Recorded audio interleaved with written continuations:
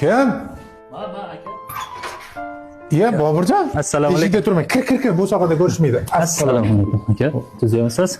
Kir. O'tiribsizlarmi? Ha, xudoga shukr. Ha, ukajon, bolalar keldilar, yaxshimi? Hamma yaxshi. Hech kech bo'lgan. Uyga kirmay qo'yaylik, mana shu yerda duo qilamiz. Qaytaman, boradigan joylarim bor. Men qara, kir, mana keldik, masalasidan ana chiqadi. Assalomu alaykum. Kinoya, yaxshimisiz? Va alaykum assalom. Boburjon, uydagilar yaxshimi? Qaynanangiz yaxshi ko'rarkan, hozir ovqatsiz yotidim. Kiring uyga. Xudoga shukr, hammalar yaxshilar. Ovqatni zo'r qilardingiz, ichib ketardimi, boshqa safar kelaman. Aka, to'y boshlab qo'yadi. Qizimni chiqarib turadi. O'shanga to'yga aytgan kelib turadi. Ertaga to'y. Jinda yugurlar bilan kecha aytayapman, xafa bo'lmaysiz. Ertaga kinoyimni ballarni olib o'tarsalar to'yxonaga. Qulluq bo'lsa, bo'ldi, boramiz ertaga. Rahmat kinoya. Ha, xudo xolasa o'tasiz. Menga nima xizmat uka? Xizmat aka, o'sha to'yxonaga borib turaversangiz bo'ldi. To'yxonaga borsa, birinchi uyga borsangiz, uydan keyin to'yxonaga ketaveramiz. Bo'ldi, 2 yosh vaqt bersin uka. Bir o'tirmadingda uka. Yo'q aka, shoshib turibman. Aytgan joylarim bor. Ertaga ko'rishamiz, xudo xolasa. Isdan chiqmasin, boringlar, a?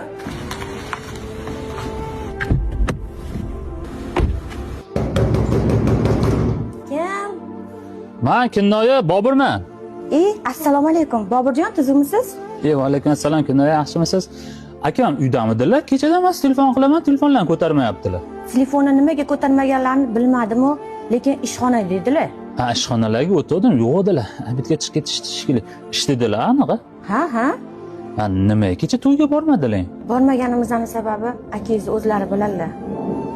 Ha, mayli, aka ondalar o'taychi. Mayli, Kinoya boringlar. Aka? Shatda ekansiz-ku?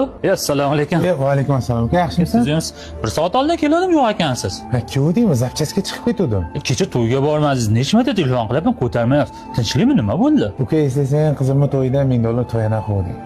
To'yga aytib ketgandan keyin keldim bilan maslahatlashib, uyda necha pul bor onasi deb so'rasam, $100 ham pul yo'q ekan.